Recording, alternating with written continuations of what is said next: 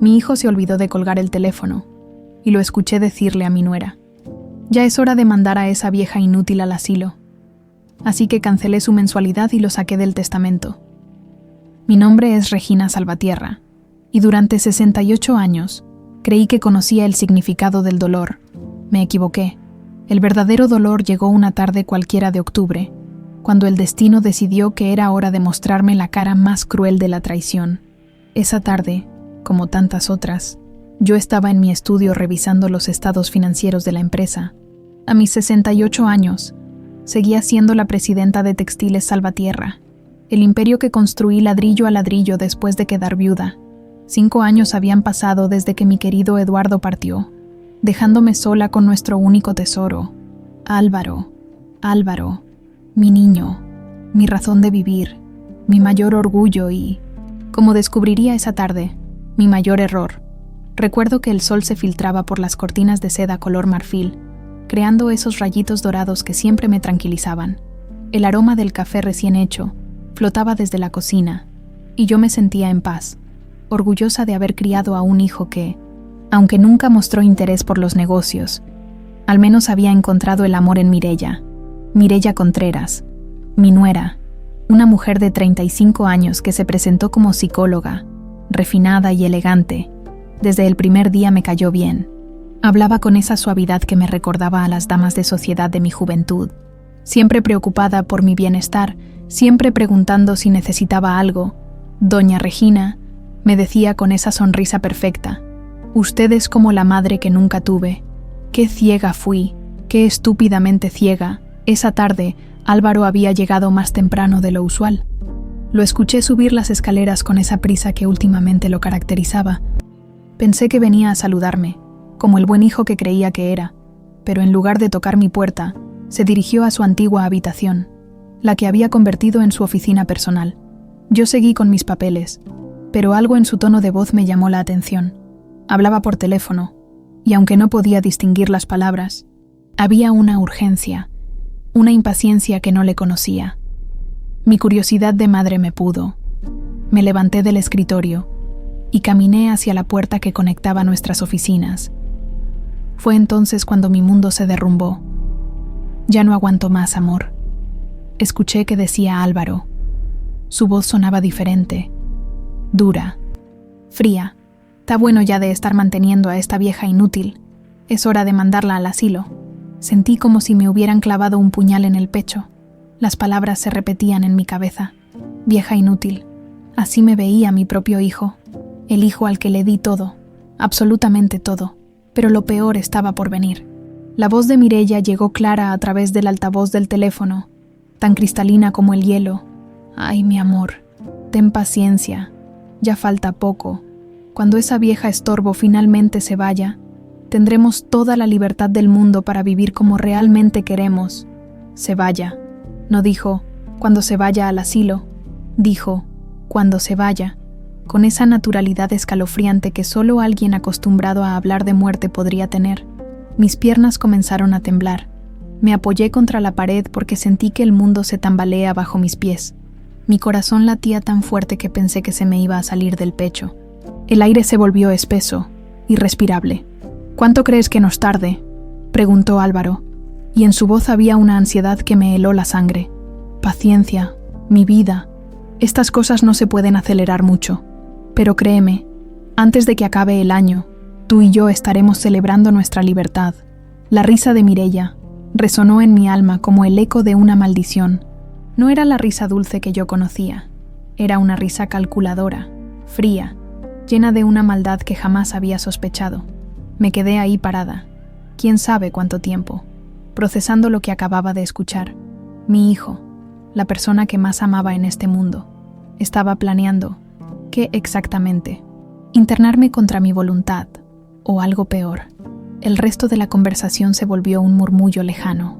Mi mente se desconectó de la realidad, como un mecanismo de defensa ante algo demasiado doloroso para procesar.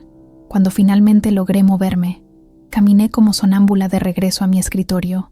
Me senté en mi silla de cuero, la misma donde había tomado las decisiones más importantes de mi vida empresarial, y por primera vez en décadas, lloré. Lloré como no había llorado ni siquiera cuando perdí a Eduardo, porque la muerte de un esposo, por dolorosa que sea, es natural, pero la traición de un hijo, eso es antinatural, es contra el orden sagrado de la vida. Las lágrimas caían sobre los estados financieros, manchando los números que representaban el fruto de toda una vida de trabajo, todo lo que había construido, todo por lo que había luchado, todo lo que había soñado heredarle a Álvaro. Él lo veía como un estorbo que había que eliminar, pero algo extraño comenzó a suceder mientras lloraba. Entre la devastación y el dolor, empezó a crecer algo más, una frialdad que nunca antes había sentido, una determinación férrea que no sabía que poseía. Si Álvaro y Mireya querían jugar, yo les iba a enseñar lo que significaba enfrentarse a Regina Salvatierra. Ellos pensaban que era una vieja inútil, una mujer débil y manipulable. Iban a descubrir que estaban muy equivocados. Esa tarde, mientras mi hijo bajaba las escaleras silbando como si nada hubiera pasado, yo tomé la decisión más importante de mi vida. Si querían guerra, tendrían guerra, pero sería una guerra silenciosa, calculada, implacable, porque una mujer que construyó un imperio de la nada no se deja vencer tan fácilmente, y mucho menos por su propio hijo. La Regina que conocían acababa de morir en esa habitación. La que nacería de sus cenizas sería alguien completamente diferente, alguien peligroso. Los días que siguieron a esa revelación fueron los más extraños de mi vida. Por fuera, seguía siendo la misma Regina de siempre. Desayunaba con Álvaro y Mireya, preguntaba por sus planes, sonreía cuando me contaban sus pequeñas mentiras cotidianas, pero por dentro, algo había cambiado para siempre. Era como si hubiera desarrollado una doble personalidad. La Regina maternal seguía ahí, dolida y confundida, preguntándose dónde había fallado como madre. Pero había nacido otra Regina, fría y calculadora, que analizaba cada gesto, cada palabra, cada mirada de mi hijo y mi nuera. Mi primer movimiento fue el más simple, pero también el más efectivo. Esa misma semana llamé a mi contador personal, don Aurelio, un hombre de confianza que llevaba mis finanzas personales desde hace más de 20 años. Don Aurelio, le dije con la voz más tranquila que pude fingir, necesito que cancele la transferencia mensual a la cuenta de Álvaro. A partir de este mes, ya no recibirá su mesada. El silencio al otro lado del teléfono fue largo. Don Aurelio conocía a mi familia desde que Álvaro era niño. ¿Está segura, doña Regina? ¿Ha pasado algo? Solo quiero que mi hijo aprenda a ser más independiente. Mentí suavemente. Ya es hora de que vuele con sus propias alas. Pero mi segundo movimiento fue el más arriesgado. Cambié mi testamento. Una noche, mientras Álvaro y Mireya habían salido a cenar, manejé hasta el despacho de mi abogado de confianza. Ahí, bajo la luz tenue de su oficina, firmé los documentos que dejaban toda mi fortuna a instituciones de caridad. Álvaro no vería ni un peso de lo que tanto ansiaba. Sin embargo, mi movimiento más importante fue buscar a Elisa Navarro. Elisa era la hija de Carmen y Roberto, una pareja que trabajó para mí durante más de 15 años. Carmen había sido mi ama de llaves, y Roberto mi chofer personal. Eran buena gente, gente noble, de esa que ya no se encuentra fácilmente. Recuerdo cuando Elisa era apenas una niña de 8 años, siempre con sus libros bajo el brazo, estudiando en la mesa de la cocina mientras su mamá preparaba la cena. Era una chiquilla tan inteligente, tan despierta, que me enamoré de su potencial desde el primer día. Esa niña va a llegar lejos, le decía a Carmen. Tiene algo especial en los ojos. Y no me equivoqué. Cuando Elisa cumplió 18 años y quiso estudiar Derecho. Pero sus papás no tenían los recursos. Yo no dudé ni un segundo en ofrecerme a pagar sus estudios. Doña Regina, me había dicho Carmen con lágrimas en los ojos. ¿Cómo le vamos a pagar esto? No me van a pagar nada, le respondí. Solo quiero que Elisa llegue tan lejos como su inteligencia se lo permita. Ahora, 10 años después, Elisa era una abogada exitosa con su propio despacho. Siempre me mandaba una tarjeta en mi cumpleaños. Siempre preguntaba por mi salud cuando se encontraba con su mamá. Era como la hija que nunca tuve, la hija que Álvaro nunca me dejó ser para él. La busqué una tarde lluviosa de noviembre. Su oficina estaba en una zona moderna de la ciudad, en un edificio de cristal que reflejaba las nubes grises del cielo. Cuando la secretaria anunció mi llegada, Elisa salió corriendo de su despacho. «Doña Regina», exclamó, abrazándome con ese cariño genuino que tanto había extrañado. «¡Qué sorpresa tan maravillosa! ¿Cómo está? ¿Cómo se siente?» Viéndola ahí, tan profesional en su traje sastre azul marino, tan segura de sí misma, sentí una mezcla de orgullo y tristeza. Orgullo por la mujer en que se había convertido. Tristeza porque mi propio hijo nunca me había dado esa satisfacción. «Elisa, mijita», le dije, «necesito pedirte un favor muy grande, algo que no puedo confiarle a nadie más». Sus ojos se llenaron de preocupación inmediatamente. Me llevó a su oficina, cerró la puerta y se sentó frente a mí con esa atención total que solo los buenos abogados saben dar. «Usted dirá, doña Regina, lo que necesite». Le conté todo. Bueno, no todo. Le conté que tenía sospechas sobre Mireia, que algo no me cuadraba con ella, que necesitaba que investigara discretamente su pasado. No le mencioné la conversación que había escuchado. Todavía no estaba lista para verbalizar esa traición. Elisa me escuchó sin interrumpir, tomando notas en una libreta legal. Cuando terminé, se quedó pensativa unos minutos. «Doña Regina», me dijo finalmente, «si usted tiene sospechas, debe haber una razón. Yo confío completamente en su instinto. Vamos a investigar a fondo a su nuera». El alivio que sentí en ese momento fue indescriptible. Finalmente tenía una aliada, alguien en quien podía confiar completamente, alguien que me veía como la mujer fuerte que había sido toda mi vida, no como la vieja inútil que Álvaro creía que era. Mientras tanto, en casa, comencé mi performance. Empecé a actuar más frágil de lo que realmente me sentía. Caminaba un poco más lento. Me quejaba ocasionalmente de dolores que no tenía. Fingía cansancio después de las comidas. Quería ver cómo reaccionarían Álvaro y Mireia ante mi aparente deterioro. Los resultados fueron devastadores. Álvaro, que antes al menos fingía preocupación cuando me veía cansada, ahora apenas me dirigía la mirada. Cuando le comentaba que me dolía la espalda o que me sentía mareada, su respuesta era siempre la misma. «Ay, mamá, ya estás muy mayor.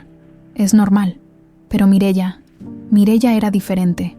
Ella se acercaba con esa sonrisa falsa que ahora me resultaba tan obvia.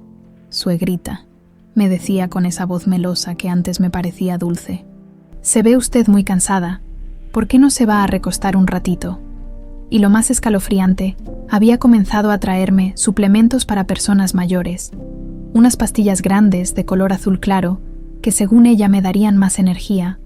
«Mi amiga doctora me las recomendó especialmente para usted». Insistía. «Van a hacer que se sienta como nueva». Yo las tomaba frente a ella, pero las escondía bajo la lengua y las escupía en cuanto se iba.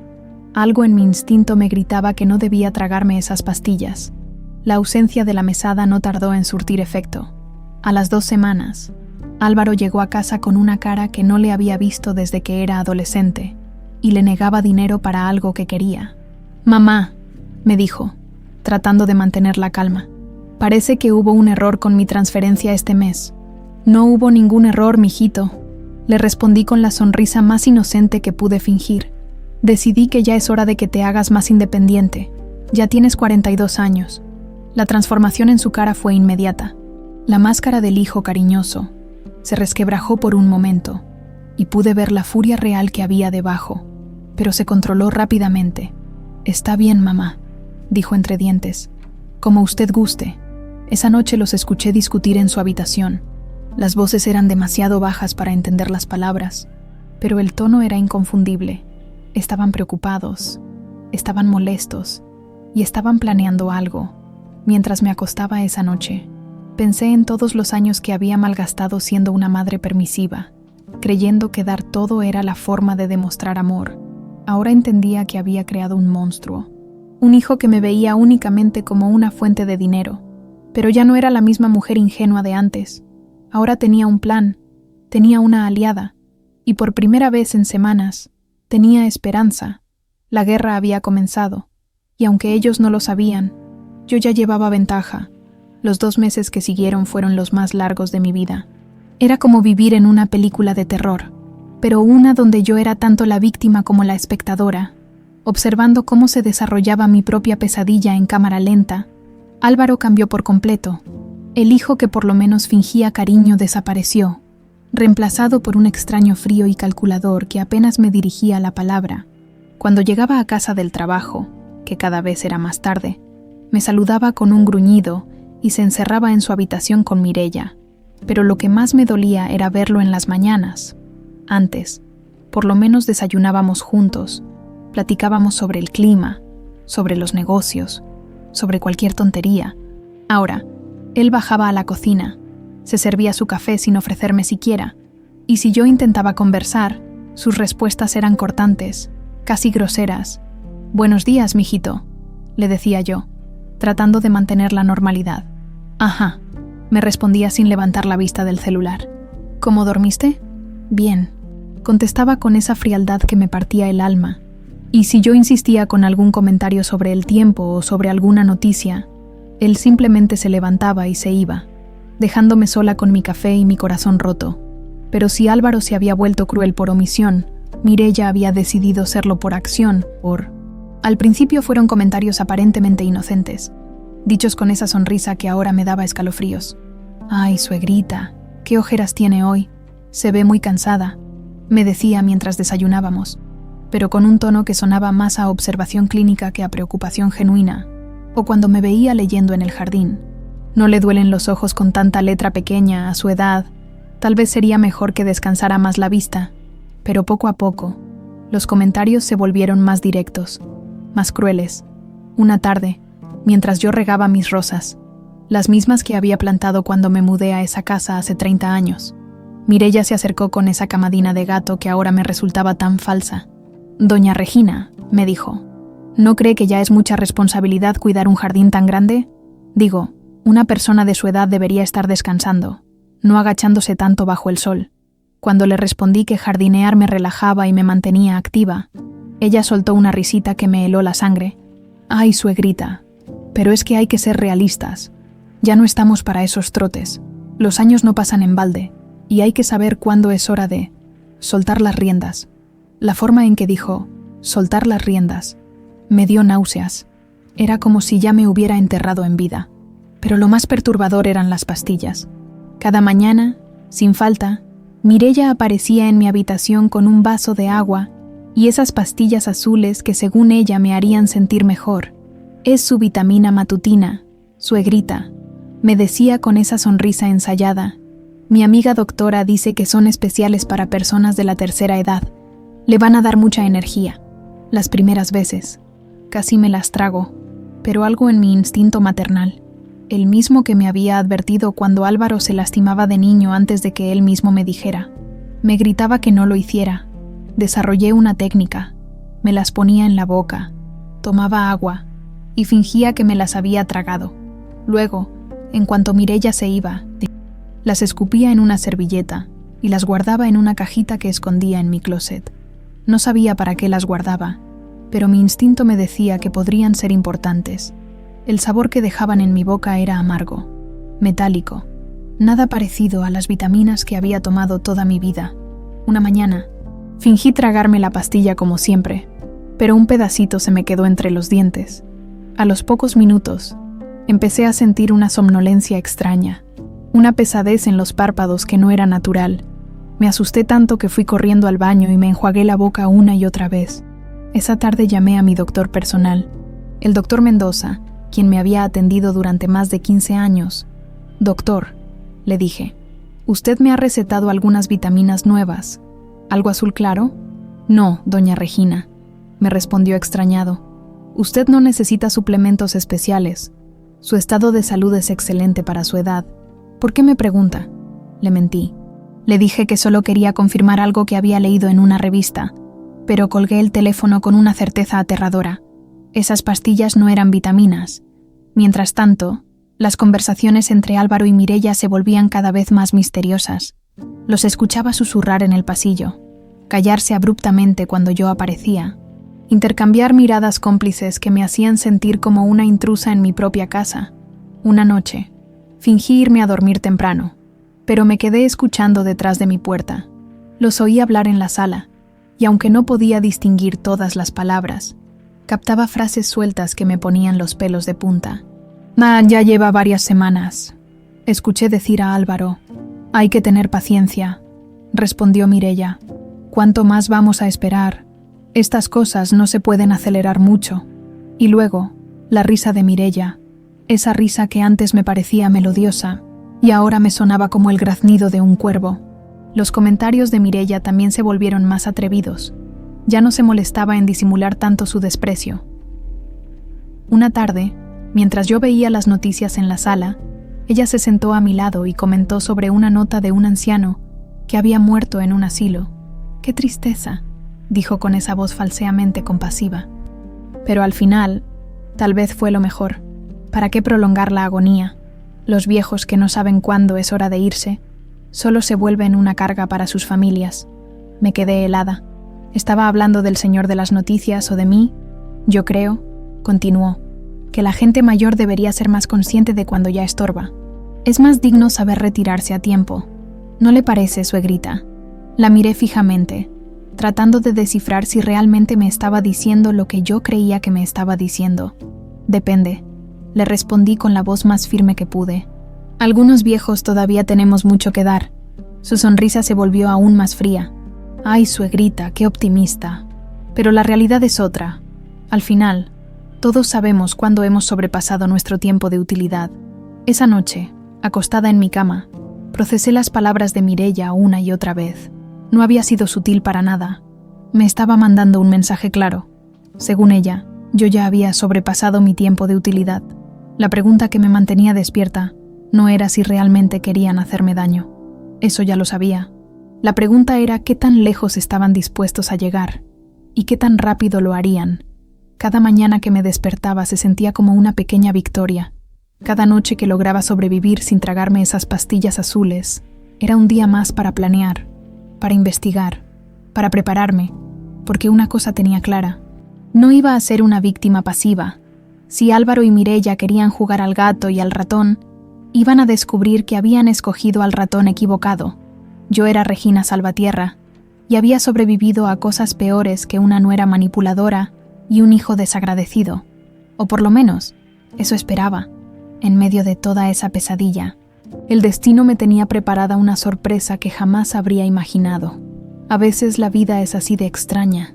Justo cuando crees que ya no hay nada bueno por descubrir, aparece algo que te recuerda que el corazón puede volver a latir con fuerza, incluso a los 68 años.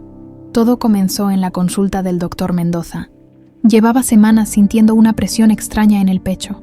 No dolor, sino una opresión que atribuía al estrés de estar viviendo en constante alerta. Decidí hacerme unos estudios, más que nada para descartar que las pastillas de Mireia no me hubieran causado algún daño. Estaba sentada en la sala de espera, hojeando una revista sin realmente leer nada, cuando escuché una voz masculina dirigirse a la recepcionista. «Disculpe, señorita, ¿todavía estoy a tiempo para mi cita de las 3?» Algo en el tono de esa voz me hizo levantar la vista. Era un hombre de mi edad, tal vez un poco menor, con el cabello completamente canoso pero abundante, y unos ojos verdes que brillaban con una calidez que hacía mucho no veía en miradas masculinas. Llevaba una camisa azul claro bien planchada y unos pantalones de vestir oscuros. No era particularmente guapo en el sentido clásico, pero tenía algo, una presencia tranquila, una seguridad sin arrogancia que me llamó la atención inmediatamente. «¿Don Tomás?», le respondió la recepcionista con una sonrisa genuina. «Claro que sí. El doctor lo está esperando. Tomás». Hasta su nombre me sonó cálido. Se sentó a 2 sillas de distancia de mí, y no pude evitar observarlo discretamente. Mientras esperaba, sacó un pequeño libro de poesía, y se puso a leer con esa concentración serena de alguien que realmente disfruta lo que hace. Cuando la enfermera me llamó, él levantó la vista, y nuestras miradas se cruzaron por un segundo. Me sonrió con esa cortesía natural de los hombres de nuestra generación, y yo le devolví la sonrisa antes de seguir a la enfermera. Durante toda la consulta con el doctor Mendoza, no pude quitarme de la cabeza esos ojos verdes y esa sonrisa sincera. «Está usted perfectamente bien, doña Regina», me dijo el doctor después de revisar mis estudios. «Su corazón está fuerte como el de una mujer de 50 años. Lo que siente en el pecho es tensión muscular, probablemente por estrés. ¿Ha estado pasando por alguna situación difícil últimamente?» Le mentí. Le dije que solo eran las preocupaciones normales de los negocios. Pero mientras me dirigía hacia la salida, Una parte de mí se sintió aliviada por primera vez en meses. Al menos mi cuerpo estaba resistiendo bien toda la presión emocional. Al salir del consultorio, me encontré con Tomás en el elevador. «Buenas tardes», me dijo, quitándose un sombrero imaginario en un gesto anticuado que me pareció encantador. «Buenas tardes», le respondí, sintiendo una timidez que no experimentaba desde mis 20 años. «¿Todo bien con el doctor?», me preguntó con una preocupación genuina que me sorprendió.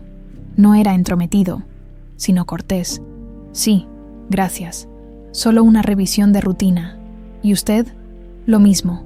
A nuestra edad, hay que estar checándose cada tanto», dijo con una sonrisa que tenía un toque de complicidad, como si compartiera conmigo el secreto de envejecer con dignidad. Cuando llegamos a la planta baja, él me sostuvo la puerta del elevador con una galantería que me hizo recordar cómo mi Eduardo me trataba cuando éramos jóvenes.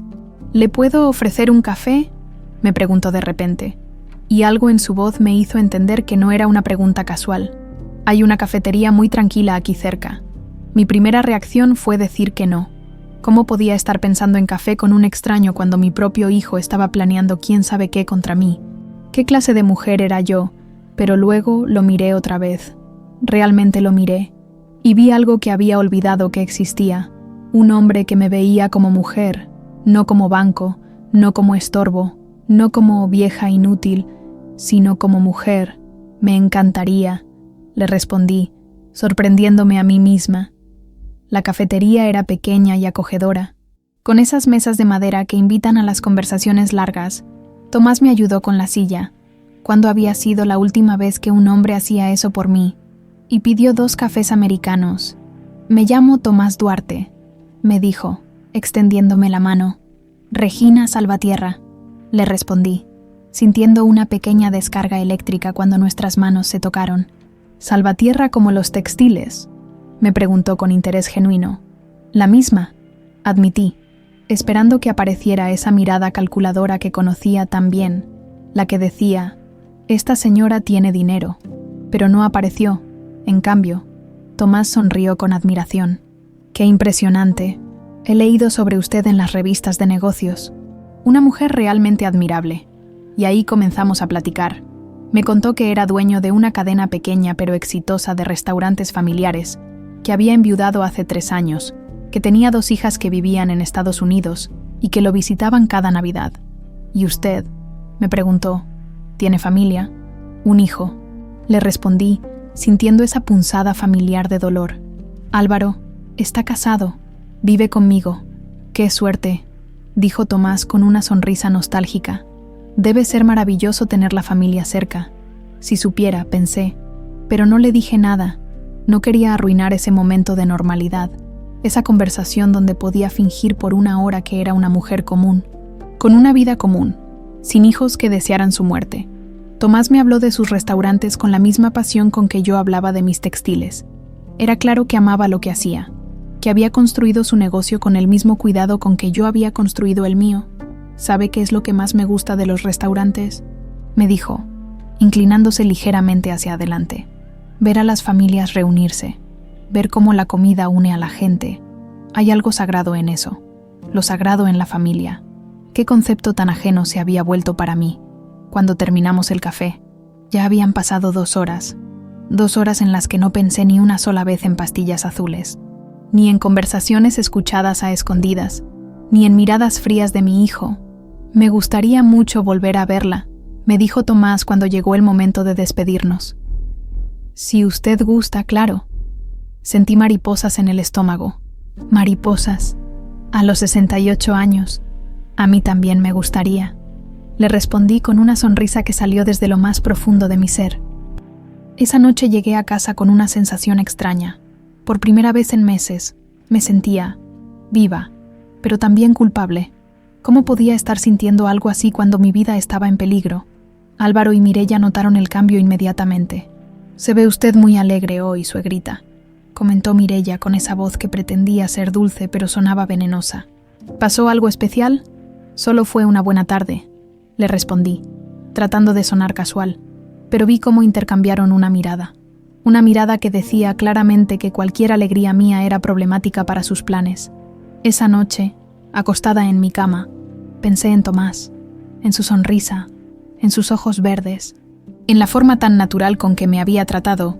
Hacía años que no me sentía valorada como mujer, como persona, pero también pensé en lo peligroso que podía ser para él conocerme. Si Álvaro y Mireia eran capaces de hacerme daño a mí, ¿qué no le harían a alguien que interfiriera con sus planes? Por primera vez en mi vida, entendí verdaderamente lo que significa estar dividida entre el corazón y la razón.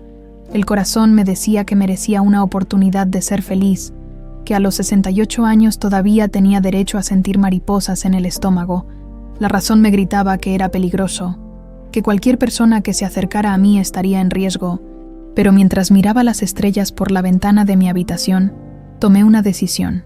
No iba a dejar que Álvaro y Mireia me robaran también la posibilidad del amor. Si iba a luchar por mi vida, iba a luchar por todo lo que la hacía valer la pena, incluyendo la oportunidad de volver a sentirme mujer. Mi segunda cita con Tomás fue en uno de sus restaurantes, un lugar acogedor en el centro de la ciudad, con manteles a cuadros rojos y blancos, y el aroma de comida casera que te abraza desde que entras. Pero lo que más me gustó fue verlo en su elemento, saludando a los empleados por su nombre, preguntando por sus familias, supervisando discretamente que todo estuviera perfecto. «Esta es Regina», le dijo al mesero con una sonrisa orgullosa que me hizo sonrojar. Una dama muy especial. Durante la cena, me contó historias de cuando abrió su primer restaurante, de cómo su difunta esposa lo ayudaba con las recetas, de los errores que cometió y las lecciones que aprendió. Era un hombre que había construido algo con sus propias manos, igual que yo, y esa conexión me hizo sentir comprendida de una manera que hacía años no experimentaba. «¿Sabe qué admiro más de usted?», me dijo mientras compartíamos un postre de 3 leches, que nunca se dio por vencida. Leí que empezó su negocio después de enviudar, cuando muchas mujeres de su generación simplemente se habrían resignado. Tenía un hijo que sacar adelante. Le respondí, sintiendo esa punzada familiar al mencionar a Álvaro. Eso me daba fuerzas. «Debe estar muy orgulloso de usted», comentó Tomás con esa admiración genuina que me partía el alma. Si supiera la verdad, pensé. Si supiera que ese hijo al que tanto amé ahora me ve como un estorbo que hay que eliminar. Pero esa noche no quise pensar en eso. Por primera vez en meses, me sentí como una mujer normal, cenando con un hombre que me hacía reír, que me escuchaba con atención, que me miraba con ojos llenos de respeto y cariño. Al día siguiente, la realidad me golpeó de vuelta cuando Elisa llegó a mi casa con una carpeta bajo el brazo y una expresión grave que me hizo temer lo peor. «Doña Regina», me dijo después de que nos sentáramos en mi estudio con la puerta bien cerrada, «necesita prepararse para lo que le voy a contar». Abrió la carpeta y sacó varios documentos que puso sobre mi escritorio, como si fueran evidencias de un crimen. Y en cierto modo, lo eran. «Mireia Contreras no es psicóloga», comenzó Elisa con esa voz profesional que usaba cuando tenía que dar malas noticias. «Su diploma es falso. La universidad que supuestamente la graduó no tiene ningún registro de ella». Sentí como si me hubieran dado un puñetazo en el estómago. Sabía que algo no cuadraba con Mireia, pero escuchar la confirmación me dejó sin aire. «Pero hay más», continuó Elisa, y por su tono supe que lo peor estaba por venir. «Mireia ha estado casada 2 veces antes. Los 2 esposos murieron en circunstancias extrañas». Me aferré a los brazos de mi silla. «¿Qué quiere decir con extrañas?». El primero se llamaba Aurelio Mendoza, de 72 años, dueño de una cadena de ferreterías. Oficialmente se suicidó, pero tenía un seguro de vida de 5 millones de pesos que ella cobró como beneficiaria. Mi mente se negaba a procesar lo que estaba escuchando. ¿Se suicidó? Eso dice el reporte oficial. Pero aquí está lo interesante. Cambió su testamento apenas 2 meses antes de morir, dejándole todo a Mireia, y según los vecinos, jamás había mostrado signos de depresión. Elisa continuó pasando páginas, cada una con más horrores. El segundo fue Rodrigo Villareal, de 65 años, inversionista inmobiliario. Murió de un ataque cardíaco 3 meses después de cambiar su testamento en favor de Mireia. «Dios mío», susurré, sintiendo que el mundo se tambaleaba a mi alrededor. «Doña Regina, Mireia no es solo una mentirosa, es una asesina». Las palabras de Elisa resonaron en mi cabeza como campanas de funeral. Una asesina. Mi nuera era una asesina, Y mi hijo sabía perfectamente con quién se había casado. ¿Álvaro sabe esto?, pregunté, aunque en el fondo ya conocía la respuesta. No lo puedo probar todavía, me respondió Elisa, pero es muy difícil que no sepa nada. Llevan casados 2 años. Viven en la misma casa. Es imposible que no haya visto señales. Me quedé en silencio, procesando la magnitud de lo que acababa de descubrir. No solo estaba lidiando con un hijo desagradecido y una nuera manipuladora, estaba viviendo con una mujer que había matado a 2 hombres por dinero, y un hijo que era, como mínimo, cómplice de sus planes. «Hay algo más», dijo Elisa, sacando otra hoja. Investigué los patrones de sus crímenes anteriores. Ambos hombres empezaron a enfermarse gradualmente antes de morir. Síntomas como somnolencia, confusión, debilidad, las pastillas azules. Todo encajaba como las piezas de un rompecabezas macabro. «Elisa», le dije con voz temblorosa, «necesito que analices algo». Fui a mi closet y saqué la cajita donde había estado guardando las pastillas que fingía tomar cada mañana. Cuando se la mostré a Elisa, su cara se puso pálida. «¿Estas qué son?», me preguntó. «Supuestas vitaminas que Mireya insiste en que tome todos los días, pero nunca me las he tragado». Elisa tomó la cajita como si contuviera explosivos. «Doña Regina, vamos a mandar estas pastillas a analizar inmediatamente, pero estoy casi segura de que no son vitaminas». Después de que Elisa se fue, me quedé sola en mi estudio, viendo por la ventana el jardín que había cuidado durante tantos años. Todo se veía igual, las mismas rosas, los mismos árboles, la misma fuente, pero yo sabía que nada volvería a ser lo mismo. Estaba viviendo con una asesina serial que me estaba envenenando lentamente, y con un hijo que no solo lo sabía, sino que probablemente era parte del plan. Esa tarde, cuando Álvaro llegó del trabajo, lo observé con ojos completamente nuevos. Cada gesto, cada palabra, cada mirada tenía ahora un significado siniestro. «¿Cómo se siente hoy, mamá?», me preguntó con esa voz que antes me parecía cariñosa y ahora sonaba como una evaluación médica. «Bien, mijito», le respondí, fingiendo la fragilidad que él esperaba ver. «¿Se tomó sus vitaminas?». «Por supuesto. Mireya me las trajo como siempre». Vi un destello de satisfacción en sus ojos y se me revolvió el estómago. Mi propio hijo se alegraba de saber que me estaba envenenando. Esa noche, Mireya apareció en mi habitación con las pastillas de costumbre, su vitamina nocturna, en suegrita. Me dijo con esa sonrisa que ahora sabía que era la sonrisa de una asesina. «¿Cómo se ha sentido últimamente? No ha tenido mareos ni nada raro». «No, mijita», le mentí. «Me siento muy bien». «Qué bueno», respondió. Pero había algo en sus ojos que me hizo entender que mi bienestar no era lo que ella quería escuchar. Después de que se fue, me quedé despierta toda la noche, pensando en los otros 2 hombres que habían muerto, Aurelio y Rodrigo, 2 hombres que, como yo, probablemente confiaron en Mireya, que la vieron como una mujer cariñosa que se preocupaba por su salud. ¿Cuántas pastillas les habría dado? ¿Cuánto tiempo les tomó morir? Se dieron cuenta al final de lo que estaba pasando, y lo más terrorífico, ¿cuánto tiempo me quedaba a mí? Porque una cosa era clara, los análisis de las pastillas solo confirmarían lo que ya sabía en mi corazón. Mireya me estaba matando lentamente, y Álvaro estaba contando los días para heredar mi fortuna. Pero lo que ellos no sabían era que ya no era la misma mujer ingenua que había sido antes. Ahora conocía su verdadera naturaleza, y tenía una aliada que me ayudaría a detenerlos. La pregunta era, ¿tendría tiempo suficiente para hacerlo antes de que fuera demasiado tarde? Los resultados del laboratorio llegaron 3 días después. Elisa me llamó temprano en la mañana con esa voz tensa que ya había aprendido a reconocer cuando tenía noticias graves. «Doña Regina, necesito verla urgentemente. ¿Puede venir a mi oficina?» «¿Es sobre las pastillas?», le pregunté, aunque ya sabía la respuesta por su tono. «Sí, y es peor de lo que pensábamos». El trayecto a su oficina se me hizo eterno. Cada semáforo en rojo, cada coche lento, cada minuto que pasaba, me parecía una tortura. Cuando finalmente llegué, Elisa ya me estaba esperando con los resultados del laboratorio en la mano. «Siéntese, doña Regina», me dijo, señalando la silla frente a su escritorio. «Lo que le voy a decir es muy fuerte». Abrió la carpeta y sacó varios papeles llenos de términos médicos que no entendía, pero había uno que saltaba a la vista: benzodiazepinas. Concentración alta. Las pastillas que Mireia le daba contienen benzodiazepinas en dosis peligrosas. Comenzó Elisa con esa voz profesional que usaba para protegerse emocionalmente. Son medicamentos que normalmente se usan para la ansiedad, pero en estas cantidades son letales. Sentí como si todo el aire hubiera salido de mis pulmones. ¿Letales? Sí.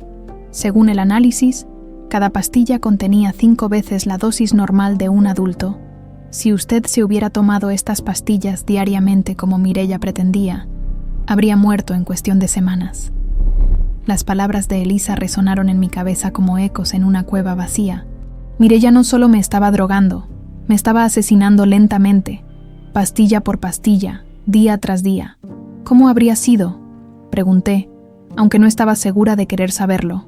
Primero habría empezado con somnolencia extrema, confusión, pérdida de coordinación. Luego habría venido la depresión respiratoria. Y finalmente, habría aparecido una muerte natural, un corazón que simplemente se cansó de latir. Me quedé en silencio, procesando la frialdad calculadora del plan. No iba a ser un asesinato violento. No iba a haber señales de lucha. Iba a morir en mi cama, aparentemente en paz, mientras Álvaro y Mireia fingían estar devastados por la pérdida. «Hay algo más», continuó Elisa. «Investigué las muertes de los otros 2 esposos de Mireia, Aurelio Mendoza y Rodrigo Villarreal. Ambos tenían niveles altos de benzodiazepinas en su sistema cuando murieron. ¿Cómo es posible que nadie se haya dado cuenta? Porque en hombres de esa edad, especialmente si tenían problemas cardíacos previos, es fácil que pase desapercibido.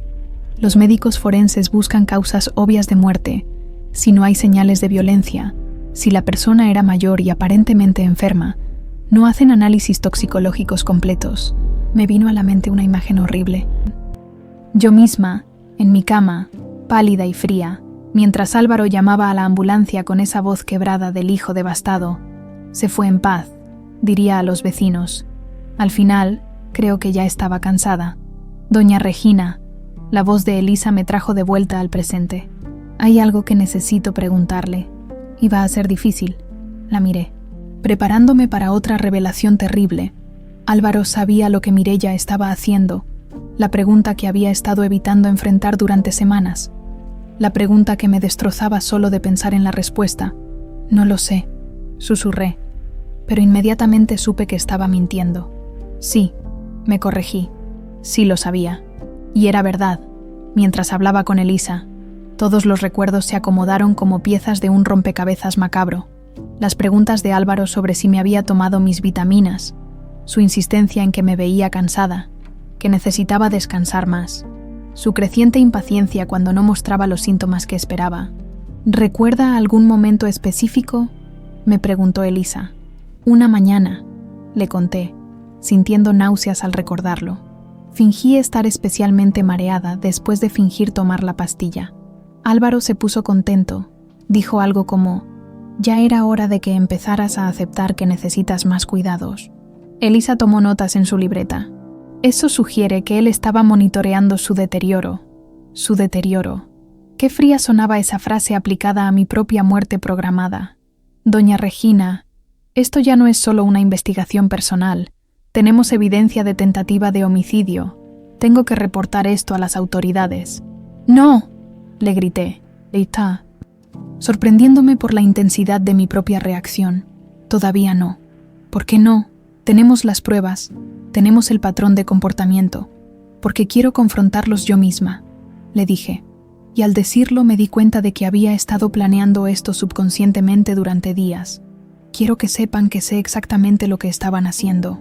Doña Regina, eso es muy peligroso. Si se dan cuenta de que usted sabe, van a acelerar sus planes», terminé por ella.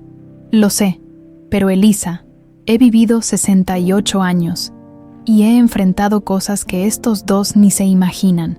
No voy a morir como una víctima ignorante».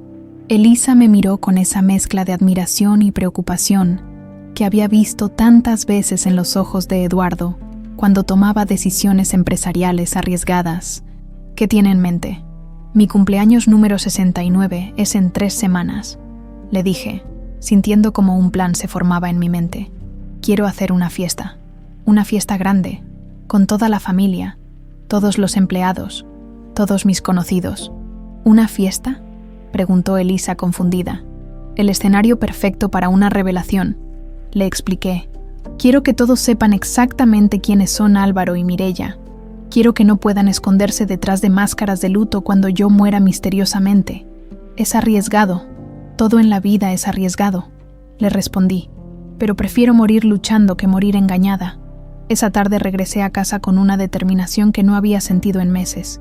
Cada vez que veía a Mireia con sus sonrisas falsas, cada vez que Álvaro preguntaba por mi salud con esa preocupación fingida, sentía una mezcla de rabia y asco que me daba fuerzas.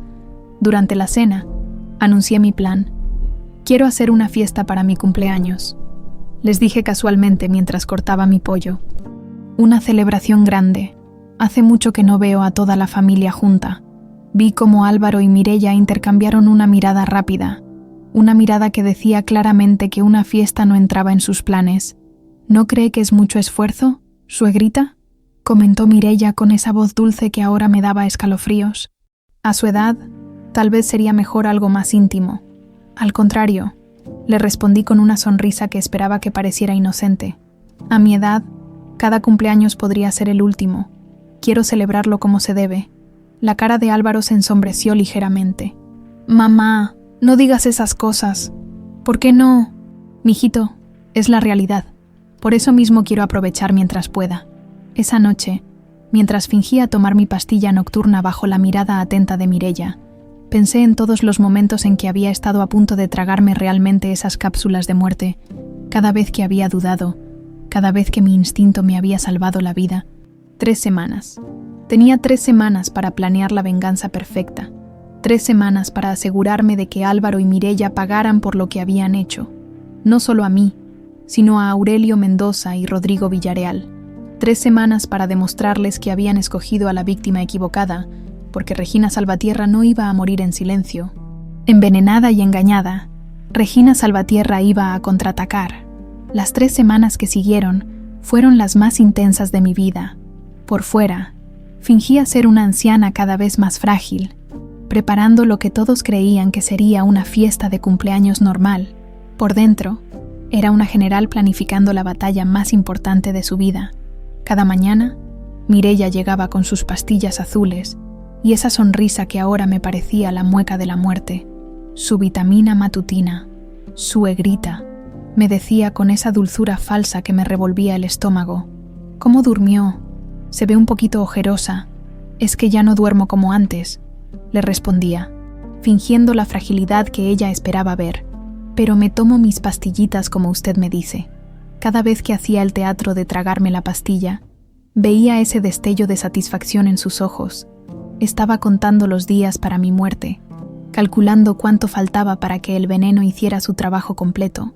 Álvaro también había intensificado su actuación. Llegaba del trabajo con esa preocupación fingida que me partía el alma. ¿Cómo está hoy, mamá?, me preguntaba, pero ahora yo podía escuchar la verdadera pregunta detrás de sus palabras. ¿Ya está suficientemente débil para morir? ¿Muy cansada?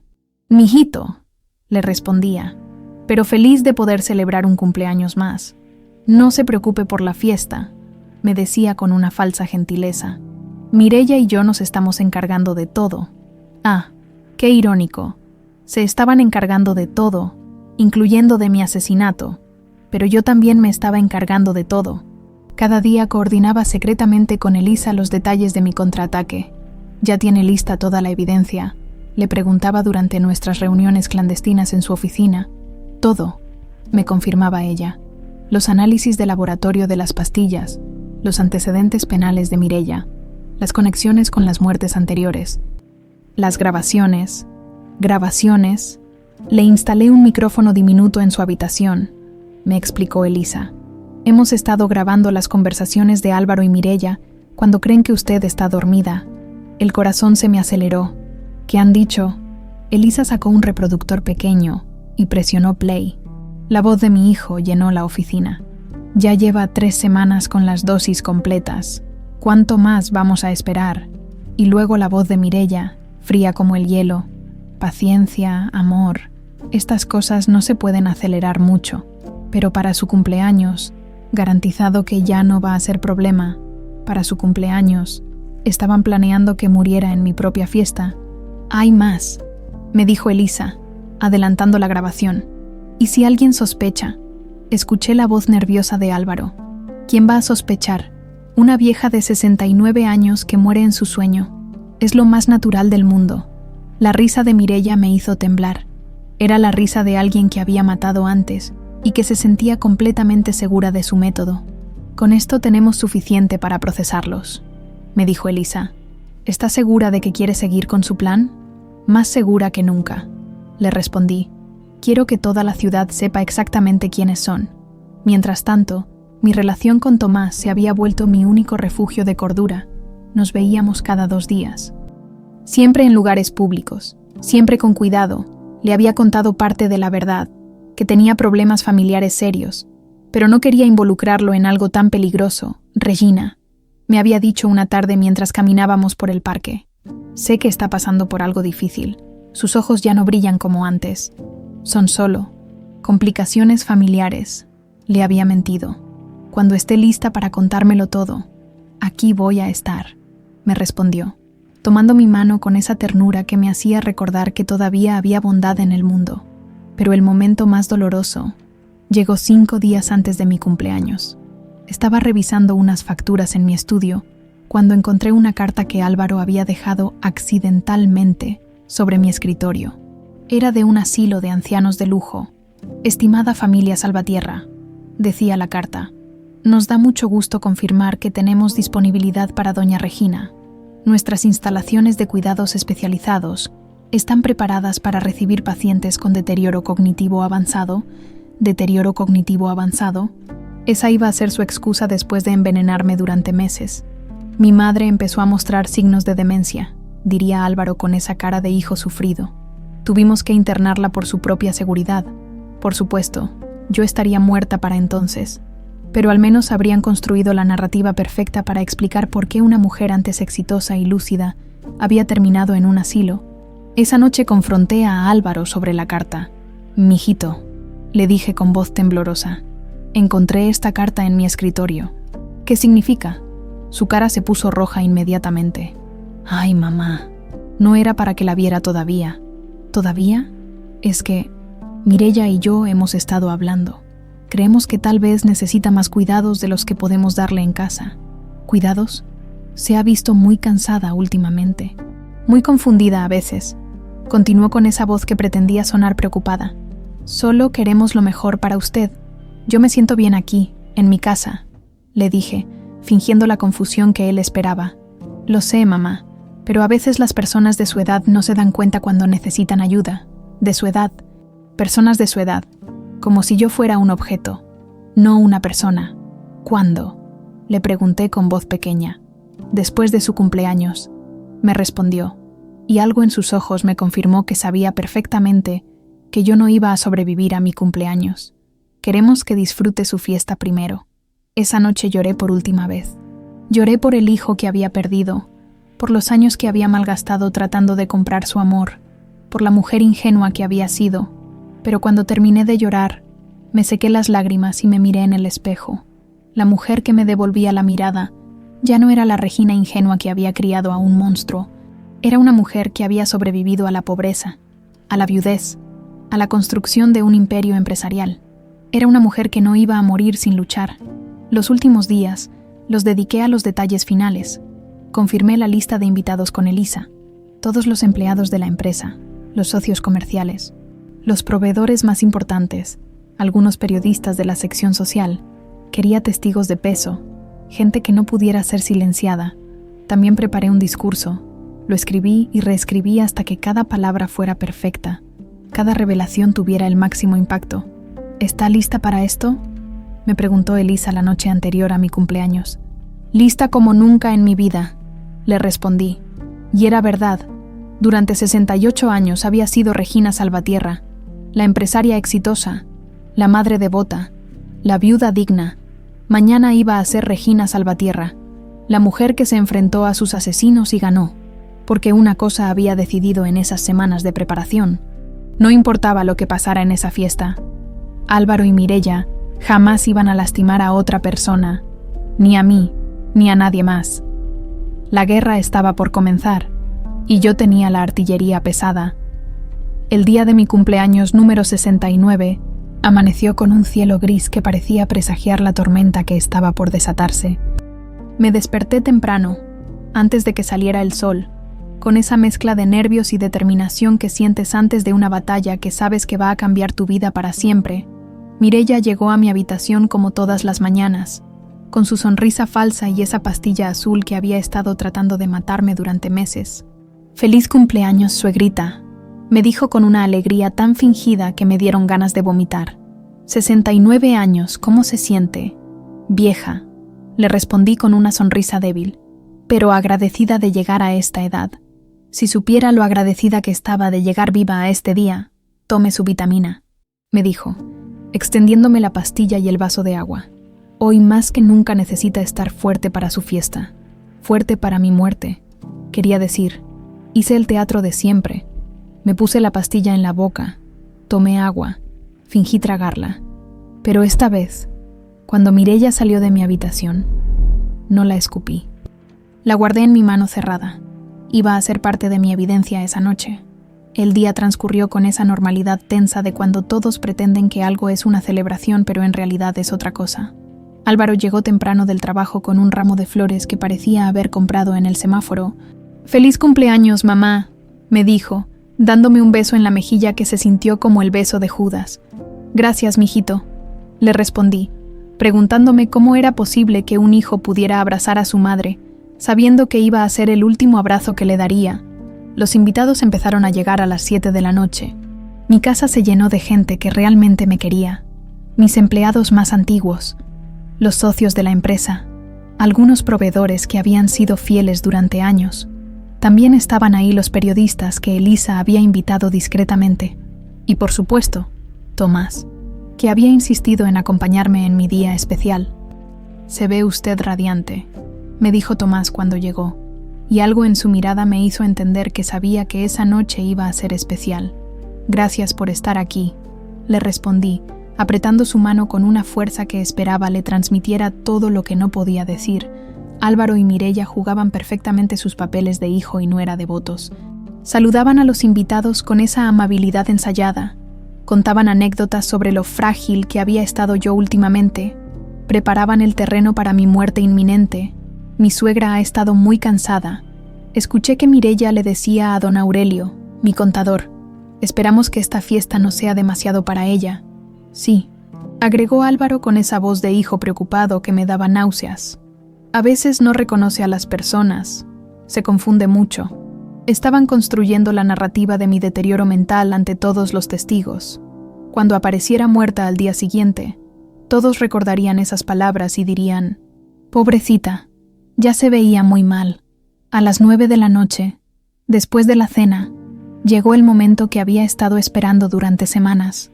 Me levanté de mi silla, tomé una copa de champán y pedí silencio.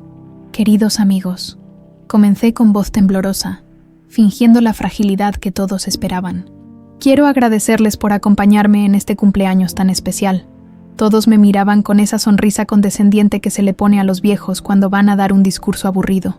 Álvaro y Mireya sonreían también, probablemente pensando que iba a dar las gracias y a irme a la cama para morir tranquilamente.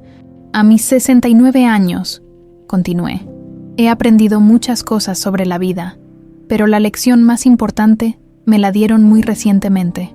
La sonrisa de Álvaro empezó a desvanecerse ligeramente.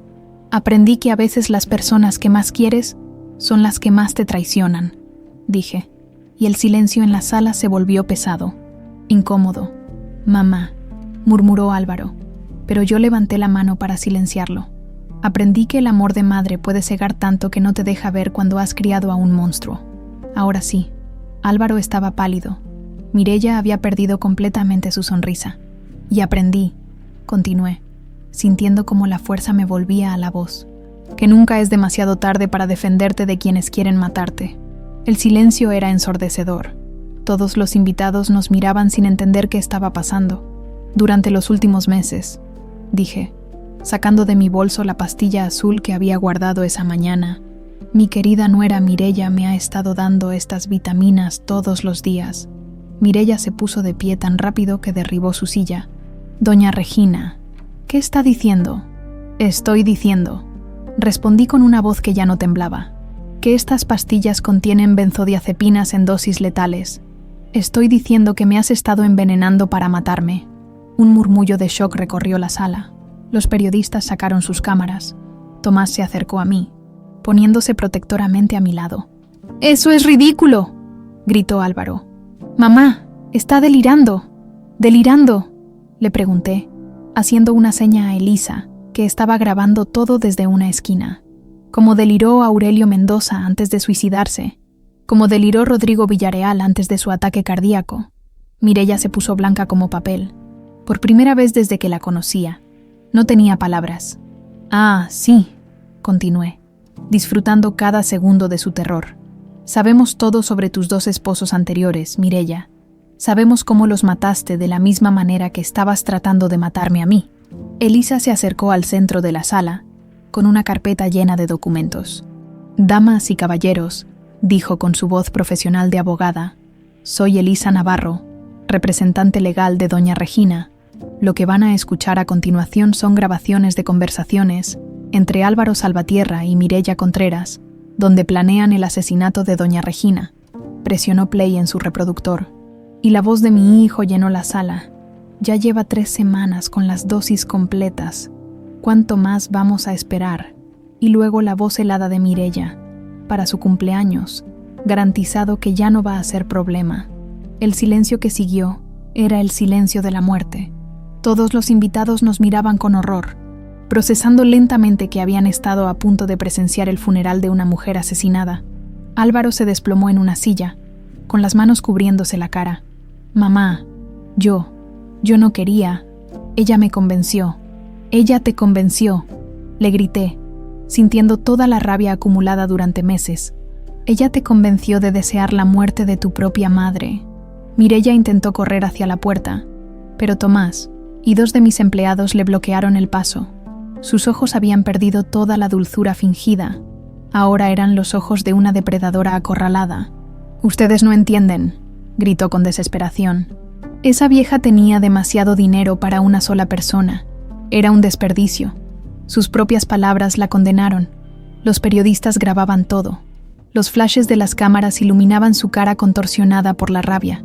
«Hay una cosa más que quiero anunciar esta noche», dije, recuperando la atención de todos.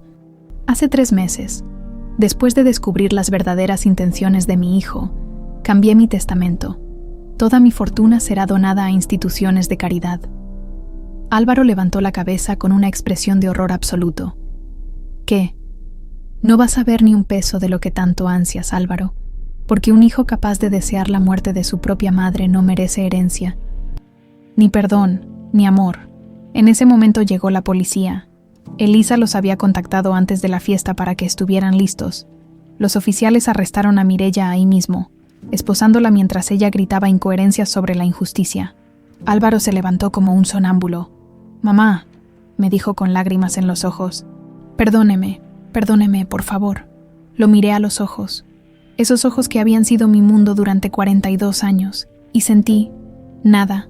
«Álvaro», le dije con una calma que me sorprendió, «hay cosas que no se perdonan, y planear el asesinato de tu madre es una de ellas». También se lo llevaron esposado. Cuando se fueron, me quedé parada en medio de mi sala, rodeada de invitados que me miraban con una mezcla de admiración y shock. Había ganado, había sobrevivido, había derrotado a mis asesinos, pero la victoria sabía a lágrimas y cenizas. Los días que siguieron a mi cumpleaños fueron una mezcla extraña de alivio y vacío. Por primera vez en meses podía caminar por mi casa sin miedo, podía comer sin preocuparme por el veneno, podía dormir sin preguntarme si despertaría al día siguiente, pero la casa se sentía demasiado grande, demasiado silenciosa, demasiado llena de recuerdos de una familia que ya no existía. La noticia salió en todos los periódicos. «Empresaria descubre plan de asesinato de su propio hijo», decían los titulares. Los reporteros llamaban constantemente. Querían entrevistas. Querían que contara una y otra vez cómo había descubierto la traición. pero yo no tenía ganas de hablar con extraños. Mi dolor era demasiado privado para convertirlo en espectáculo. Tomás se convirtió en mi ancla durante esas semanas. Venía todos los días. Se sentaba conmigo en el jardín. Me escuchaba cuando necesitaba hablar y respetaba mi silencio cuando no tenía palabras. ¿Se arrepiente?, me preguntó una tarde mientras regábamos juntos las rosas. ¿De qué?, le respondí, aunque sabía exactamente a qué se refería. De haberlos expuesto, de haber elegido la justicia sobre la familia. Me quedé pensando un momento, viendo cómo el agua caía sobre las flores que había plantado con tanto amor años atrás. No, le dije finalmente. Me arrepiento de haber criado a un hijo capaz de esto. Me arrepiento de haber sido tan ciega, tan permisiva, pero no me arrepiento de haberme defendido. Tomás asintió con esa comprensión silenciosa que solo dan los años y la experiencia. Admiro su valor, me dijo. No cualquiera habría tenido la fuerza para enfrentar algo así, pero la verdad era que no me sentía valiente. Me sentía rota. Álvaro me escribía desde la cárcel, cartas largas, desesperadas, donde trataba de explicar lo inexplicable. «Mamá», decía una de ellas, «sé que no tengo perdón, sé que lo que hice es imperdonable, pero necesito que sepa que Mireia me manipuló, me hizo creer que usted ya no era feliz, que estaba sufriendo». Las leía todas, pero nunca las respondí. ¿Qué le podía decir a un hijo que había deseado mi muerte? ¿Cómo perdonas a alguien que te veía como un obstáculo que había que eliminar? En otra carta escribía: «Toda mi vida usted me dio todo lo que quise, y yo malinterpreté su amor. Pensé que tenía derecho a su dinero, a su casa, a su vida. Ahora entiendo que el amor verdadero no se basa en herencias ni en dinero. Perdóneme, mamá, por favor». Sus palabras me dolían más que el veneno que había estado tomando, porque por momentos veía en esas cartas al niño que había sido, al hijo que había amado con toda mi alma, pero también sabía que ese niño había muerto, reemplazado por un hombre capaz de planear el asesinato de su propia madre. El juicio fue una tortura. Todos los días durante 3 meses tuve que sentarme en esa sala fría y escuchar los detalles de mi casi asesinato. Los abogados de Mireia trataban de presentarla como una mujer enamorada que había actuado por pasión, pero las evidencias eran abrumadoras. La acusada, dijo el fiscal, siguió un patrón criminal establecido: 2 hombres mayores muertos en circunstancias similares, los mismos métodos, las mismas sustancias tóxicas.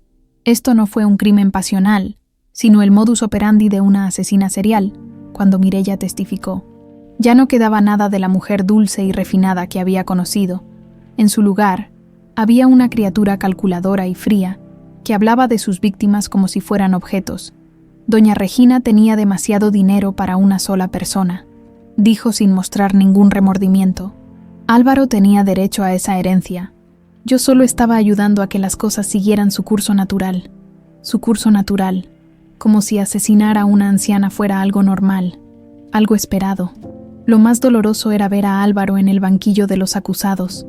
Había perdido peso, se veía demacrado, y cada vez que nuestras miradas se cruzaban, yo veía súplica en sus ojos, súplica de perdón, súplica de comprensión, súplica de que lo siguiera amando a pesar de todo, pero no podía. El amor maternal tiene límites, y Álvaro había cruzado todos. Su abogado trató de presentarlo como una víctima de manipulación. Mi cliente, argumentaba, fue seducido y manipulado por una mujer que ya había asesinado a 2 hombres. Mireia Contreras es una depredadora experta que aprovechó la fragilidad emocional de un hombre que acababa de perder su trabajo y se sentía inadecuado ante el éxito de su madre. Pero yo sabía que no era cierto. Las grabaciones que Elisa había hecho mostraban claramente que Álvaro no era una víctima pasiva. Era un cómplice activo, ansioso por cobrar su herencia. El día de la sentencia, la sala estaba llena. Periodistas, curiosos, empleados de mi empresa que habían venido a mostrar su apoyo. Tomás estaba sentado detrás de mí, su presencia como una manta cálida en medio del frío de la justicia. «Mireia Contreras», dijo el juez con voz solemne, «es usted culpable de 2 cargos de homicidio en primer grado y un cargo de tentativa de homicidio. La sentencio a cadena perpetua sin posibilidad de libertad condicional». Mireia recibió la sentencia sin pestañear. Incluso en ese momento final, no mostró ni una pizca de remordimiento. Álvaro Salvatierra, continuó el juez. Es usted culpable de complicidad en tentativa de homicidio. Lo sentencio a 15 años de prisión. Álvaro se desplomó al escuchar su sentencia. Sus sollozos llenaron la sala, pero yo no sentí pena por él. Sentí nada. Después del juicio, los reporteros me rodearon en las escaleras del juzgado. Doña Regina, ¿cómo se siente al ver a su hijo condenado? ¿Planea visitarlo en prisión? ¿Hay alguna posibilidad de reconciliación? Elisa me ayudó a llegar al coche sin responder ninguna pregunta. No tenía palabras para explicar lo que se siente cuando la justicia te da la razón pero no te devuelve la familia. Esa noche, Tomás y yo cenamos en silencio en mi casa, el mismo comedor donde había descubierto las verdaderas intenciones de Álvaro, donde había fingido fragilidad mientras planeaba mi venganza, donde había vivido meses de terror disfrazado de vida familiar normal. ¿Qué va a hacer ahora?, me preguntó Tomás mientras tomábamos café. No lo sé, le respondí honestamente. Por primera vez en mi vida, no tengo un plan. Tal vez eso no sea malo, me dijo con esa sonrisa gentil que me tranquilizaba. Tal vez es hora de vivir sin planes, de dejarse llevar por lo que el corazón le diga. Mi corazón, por meses había estado tan ocupado sobreviviendo que había olvidado escucharlo. ¿Y qué me dice su corazón?, le pregunté. Que merezco una segunda oportunidad. Me respondió que a los 69 años todavía puedo ser feliz, que puedo construir una nueva familia, una familia elegida, no impuesta por la sangre. Tomás extendió su mano sobre la mesa y yo la tomé. Regina, me dijo con una voz llena de ternura, me daría el honor de ser parte de esa nueva familia. Por primera vez en meses, sonreí con el alma. Sí, le respondí. Sí, Tomás, construyamos algo nuevo juntos. Afuera, la lluvia comenzó a caer, lavando las calles, limpiando el aire, preparando la tierra para nuevos comienzos. Y yo, Regina Salvatierra, estaba lista para florecer otra vez. Han pasado 2 años desde aquella noche que cambió mi vida para siempre. Mientras escribo estas líneas, sentada en el jardín de la casa que Tomás y yo compramos juntos, una casa más pequeña, más acogedora, sin los fantasmas del pasado. Me cuesta creer todo lo que he vivido. Mi boda con Tomás fue 6 meses después del juicio. Una ceremonia pequeña, íntima, en una capilla antigua del centro de la ciudad. Elisa fue mi madrina de bodas, la hija que nunca tuve, la hija que el corazón me regaló cuando más la necesitaba. Algunos empleados fieles de la empresa estuvieron ahí, y las 2 hijas de Tomás vinieron desde Estados Unidos para conocer a la mujer que había devuelto la sonrisa a su padre. Papá no había sonreído así desde que murió mamá, me dijo Elena, la mayor, abrazándome después de la ceremonia. Gracias por devolverle la alegría. Alegría, qué palabra tan poderosa y tan frágil a la vez. El primer año de matrimonio fue complicado, no porque Tomás y yo no nos lleváramos bien. Al contrario, cada día descubría nuevas razones para amarlo, sino porque yo seguía cargando el peso de lo que había perdido. Hay noches en las que despertaba gritando, soñando que Álvaro y Mireya habían logrado envenenarme. Hay mañanas en las que me costaba trabajo tomar cualquier medicina, incluso aspirinas, porque mi cuerpo recordaba el terror de esas pastillas azules. Tomás fue paciente conmigo, más paciente de lo que merecía. Cuando los recuerdos me abrumaban, él simplemente me abrazaba sin decir nada, cuando yo necesitaba hablar de Álvaro, porque por más que doliera, seguía siendo mi hijo. Él me escuchaba sin juzgar. El amor maternal no se apaga como un interruptor, me decía cuando yo me sentía culpable por extrañar al niño que Álvaro había sido. Está bien que duela, está bien que parte de ti siempre se pregunte qué habría pasado si hubieras hecho las cosas diferente, pero también me enseñó algo fundamental, que amar a alguien no significa permitir que te destruya. Las cartas de Álvaro siguieron llegando durante el primer año, cada vez menos frecuentes, cada vez más desesperadas. En la última que recibí, me escribía: «Mamá, he tenido mucho tiempo para pensar en lo que hice. No busco perdón porque sé que no lo merezco. Solo quiero que sepa que finalmente entiendo el daño que le causé. Mireya está en prisión de máxima seguridad y me alegra saber que nunca más podrá lastimar a nadie. Espero que usted sea feliz, mamá. Espero que encuentre la paz que yo le robé». Esa carta me hizo llorar durante días, no porque sintiera pena por él, sino porque finalmente parecía entender la magnitud de lo que había hecho. Pero entender no borra el daño. Lamentarse no resucita la confianza asesinada. Nunca le respondí. Nunca lo visité en prisión. Sé que eso me convierte en una madre cruel a los ojos de algunos, pero he aprendido que hay límites que una vez cruzados, no se pueden descruzar. Mi empresa sigue funcionando, aunque ahora la maneja un consejo administrativo que nombré antes de donar la mayor parte de mis bienes. Sigo siendo accionista minoritaria, pero ya no es mi preocupación principal. Por primera vez en décadas, puedo despertar sin pensar en números, en empleados, en decisiones empresariales. En lugar de eso, me dedico a las instituciones de caridad que ahora administran mi fortuna. Una de ellas, la que más me llena de orgullo, es un centro de apoyo para víctimas de violencia familiar, porque me di cuenta de que lo que Álvaro y Mireia me hicieron no fue solo un intento de asesinato, fue violencia familiar en su forma más extrema. Allí trabajo 3 veces por semana, ayudando a mujeres que han sido traicionadas por quienes supuestamente las amaban. Algunas han sido golpeadas por esposos, otras han sido robadas por hijos, algunas han sido manipuladas por familiares que veían en ellas solo una fuente de dinero. ¿Cómo logró salir adelante?, me preguntó hace poco una señora de mi edad que había sido estafada por su propio nieto. Aprendiendo que perdonar no significa permitir, le respondí, aprendiendo que el amor verdadero a veces requiere decir no más. Elisa se casó el año pasado con un colega abogado que conoció durante mi juicio. La veo como la hija que siempre quise tener, y ella me trata con el cariño y respeto que Álvaro nunca me dio. Su bebé, que nacerá en unos meses, me va a decir abuela, una abuela elegida, no impuesta por la sangre. Tomás y yo viajamos juntos. Algo que nunca pude hacer cuando estaba atada a la empresa y a las necesidades infinitas de Álvaro. Hemos ido a España, a conocer los pueblos de donde vinieron nuestros abuelos. Hemos recorrido México, redescubriendo nuestro propio país, desde la perspectiva de 2 personas que ya no tienen prisa por llegar a ningún lado. En uno de esos viajes, en una playa de Oaxaca, mientras veíamos el atardecer, Tomás me preguntó algo que me hizo reflexionar profundamente. «Regina, ¿crees que todo lo que pasaste valió la pena si te trajo hasta aquí?» Me quedé pensando un largo rato. El dolor de la traición de Álvaro jamás desaparecerá completamente. Hay una parte de mi corazón que siempre estará rota, siempre de luto por el hijo que perdí, no por la cárcel, sino por las decisiones que tomó. Pero también he descubierto cosas sobre mí misma que nunca habría conocido si no hubiera pasado por esa prueba de fuego.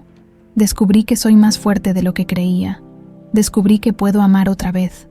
Diferente pero profundamente, descubrí que la familia verdadera no siempre viene de la sangre, sino del corazón. No sé si valió la pena, le respondí honestamente, pero sé que me convirtió en quien necesitaba ser. Ahora, a los 71 años, me levanto cada mañana sin miedo. Desayuno con mi esposo, que me mira con ojos llenos de amor auténtico. Trabajo con mujeres que necesitan saber que es posible sobrevivir a la traición más profunda. Cultivo mi jardín nuevo. Planto flores que no tienen la carga de los recuerdos dolorosos. Y por las noches, antes de dormir, no pienso en lo que perdí, pienso en lo que encontré. Encontré que el amor verdadero existe, incluso a los 68 años. Encontré que la familia puede ser algo que eliges, no algo que te imponen. Encontré que la fortaleza no viene de tener dinero o poder, sino de conocer tu propio valor. Y sobre todo, encontré que nunca es demasiado tarde para empezar de nuevo. Mi nombre es Regina Salvatierra de Duarte. Tengo 71 años. Y esta es la historia de cómo casi muero por confiar en las personas equivocadas, y cómo renací cuando aprendí a confiar en las correctas. Si mi historia puede ayudar a una sola persona a reconocer las señales de peligro, a defenderse de quienes quieren lastimarla, o a creer que es posible ser feliz después de la traición más profunda, entonces todo lo que viví habrá valido la pena, porque al final del día, queridos lectores, todos merecemos una historia de amor, incluso si esa historia comienza a los 68 años, incluso si nace de las cenizas de la traición más cruel. Todos merecemos un final feliz, y yo, por fin, encontré el mío.